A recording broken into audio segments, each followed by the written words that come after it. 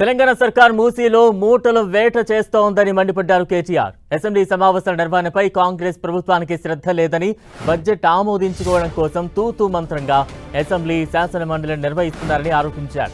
అధికారంలోకి రాగానే 100 రోజుల్లో అమలు చేస్తామన్న హామీల సంగతేంటని కాంగ్రెస్ ప్రభుత్వాన్ని నిలదీశారు. 6 గ్యారంటీలకు చట్టబద్ధత, హామీల అమలు తీరుపై ప్రైవేటు మెంబర్ బిల్లు ప్రవేశపెడతామన్నారు కేటీఆర్. వెలుగుమట్ల, మూసీ పరివాహక ప్రాంత బాధితుల పక్షాన ఇళ్ల కూల్చివేతపై ప్రభుత్వాన్ని నిలదీస్తామని చెప్పారు. ఇటు తాము మూసీ అభివృద్ధికి వ్యతిరేకం కాదన్న కేటీఆర్ ఆ పేరుతో జరిగే దోపిడీకి వ్యతిరేకమంటూ స్పష్టం చేశారు.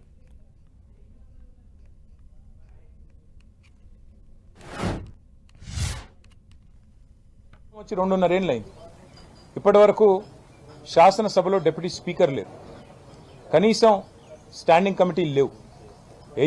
విధిగా వేయాల్సిన కమిటీలు కూడా మరి చాలా దుర్మార్గంగా. పబ్లిక్ అకౌంట్స్ కమిటీ నిజానికైతే ప్రధాన ప్రతిపక్షం దానికి చైర్మన్గా ఉంటారు.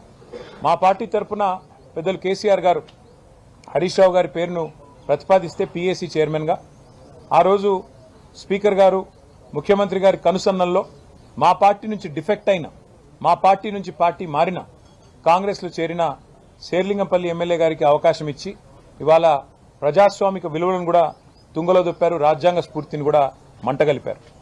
ఒక్కటంటే ఒక్క సెలెక్ట్ కమిటీ లేదు, స్టాండింగ్ కమిటీ లేదు. అసెంబ్లీ నడపాలన్న ఇష్టం కూడా వాళ్ళకి లేదు నిజానికి. కానీ ఏదో నడపక తప్పని పరిస్థితుల్లో అనివార్యంగా బడ్జెట్ పాస్ చేసుకోవాలి, లేకపోతే మరి ₹1 కూడా ఖర్చు చేసే అవకాశం ఉండదు. కాబట్టి ఇవాళ ఏదో తూతూ మంత్రంగా అసెంబ్లీ నడిపే ప్రయత్నం రాష్ట్ర ప్రభుత్వం చేస్తూ ఉంది. ప్రభుత్వం ఇవాళ బయట పేదవాళ్ల ఇళ్ల మీద బుల్డోజర్ ప్రయోగిస్తున్న విషయం మీ అందరికీ తెలుసు. అది ఖమ్మం అయితేనేమి, మహబూబ్ నగర్ అయితేనేమి, ఇవాళ చేవెళ్ల అయితేనేమి, ఎక్కడైతేనేమి, రాష్ట్రంలో హైదరాబాద్ అయితేనేమి, ఎక్కడికక్కడ బుల్డోజర్ విధానాన్ని తెచ్చారు. శాసనసభలో కూడా అదే బుల్డోజింగ్ టాక్టిక్తో పోదామని చూస్తూ ఉన్నారు. మందబలంతో మా గొంతు నొక్కే ప్రయత్నం చేస్తూ ఉన్నారు. కేవలం అబద్దాలు, అసత్యాలు, అర్ధసత్యాలు, పచ్చి అభూత కల్పనలతో టైంపాస్గా, కాలక్షేపంగా శాసనసభ సమావేశాలను, శాసన మండలి సమావేశాలను మార్చే ప్రయత్నం చేస్తూ ఉన్నారు. ప్రజలకిచ్చిన హామీల విషయంలో, 6 గ్యారంటీల విషయంలో వారి నాయకుడు రాహుల్ గాంధీ గారు మాటిచ్చారు. మొట్టమొదటి కేబినెట్ సమావేశంలోనే ప్రభుత్వం ఏర్పడ్డ తర్వాత మేము 6 గ్యారంటీలకు చట్టబద్ధత కల్పిస్తాము, వెంటనే చేస్తామన్నారు. మరి 2.5 ఏళ్లు కావస్తా ఉంది. చట్టబద్ధత అనేది ఎప్పుడో చుట్టబండలు అయిపోయింది. మేము పార్టీగా నిర్ణయం తీసుకున్నాం. ఒక ప్రైవేట్ మెంబర్ బిల్లును 6 గ్యారంటీల అమలును డిమాండ్ చేస్తూ రాష్ట్ర ప్రజల పక్షాన ₹2,500 ఎప్పుడొస్తాయా అని ఎదురు చూస్తున్న మహాలక్ష్ములు, మా ఆడబిడ్డల పక్షాన 1,67,00,000 మంది 18 ఏళ్లు నిండిన ఆడబిడ్డలు, వారందరి తరఫున మేము ప్రైవేట్ మెంబర్ బిల్లు ప్రవేశపెడతా ఉన్నాం.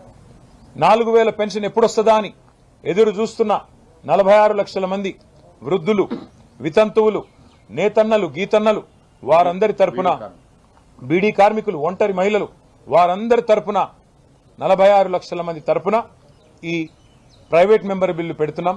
తప్పకుండా ప్రభుత్వం మద్దతు ఇవ్వాలని చెప్పి డిమాండ్ చేస్తా ఉన్నాం. ముందు మీరు ఇచ్చిన హామీలు నెరవేర్చండి, మూసి కట్టండి, ప్రజలకు మంచి పునరావాసం కల్పించాలని అడుగుతున్నాం. ఇల్లు కూలగొట్టొద్దని అడుగుతున్నాం. మేమే మూసీకి వ్యతిరేకం కాదు. కానీ మీరు చేయాల్సిన పని చేయకుండా ఒకవైపేమో అప్పుల పాలైందని చెప్తూ, ఒకవైపేమో పైసా లేదని చెప్తూ, ఒకవైపేమో తప్పుడు మాటలు చెప్తూ, మరొక వైపు మూసీలో 1,50,000 కోట్లు ఖర్చు పెట్టి నేను ఇది చేస్తా అది చేస్తా అంటే మిమ్మల్ని ఎవరు నమ్మాలి? మీరు చేసేది మూసీలో ప్రక్షాళన కాదు, మూసీలో మూటల వేట, ఢిల్లీకి డబ్బులు పంపడానికి మూటల వేట, మూసీ బ్యూటిఫికేషన్ పేరిట లూటిఫికేషన్ ఏదైతే చేస్తున్నారో దానికి మేము వ్యతిరేకం. మూసీలో జరిగే దోపిడీకి వ్యతిరేకం. అయ్యా, రాహుల్ బంధు పథకం కాదు, రైతు బంధు పథకం అమలు చేయి, ఇచ్చిన మాట నిలబెట్టు. ఢిల్లీకి 1,000 కోట్లు పంపడం కాదు, రైతులకు 9,000 కోట్లు ఇయ్యి. ఉన్న ఇల్లు కూలగొట్టినోడివి నువ్వు. హైదరాబాద్లో ఒక ఇల్లు కట్టినవా? ఒక్క ఇల్లు 2.5 ఏళ్లలో. నేను మొన్న కూడా చెప్పాను, మళ్ళీ చెప్తున్నా, హైదరాబాద్లో ఈ ప్రభుత్వం 2.5 ఏళ్లలో ఒక్క ఇల్లు కట్టినట్టు రుజువు చేస్తే నేను రాజకీయాలు వదిలేస్తా అని చెప్పాను. చూపెట్టమనండి. మేము కట్టిన ఇళ్లకు 3 రంగులు పూస్తే ఇల్లు అయిపోదు కదా. మేము ఇచ్చిన ఉద్యోగాలకు కాయిదాలు ఇచ్చుడు, మేము కట్టిన ఇళ్లకు 3 రంగులు పూసుడు, ఇదా నువ్వు చేసే పని? మేము కట్టిన ఫ్లైఓవర్లకు రిబ్బన్లు కట్ చేసుడు, మేము కట్టిన కొత్తవాల్గూడ పార్కుకు పోయి రిబ్బన్ కట్ చేసి నేనే చేసిన డబ్బా కొట్టుకోవడం ఇదేనా మీరు చేసేది? అందుకే మేము అనేది, నీ మాటకి ఇయ్యాలా ఈ రాష్ట్రంలో విలువ లేదు, నీ పొజిషన్కి విలువ లేదు, నీకు జీరో వాల్యూ ఉంది. ఇది తేలిపోతుంది భవిష్యత్తులో, మీరు చూడండి. థ్యాంక్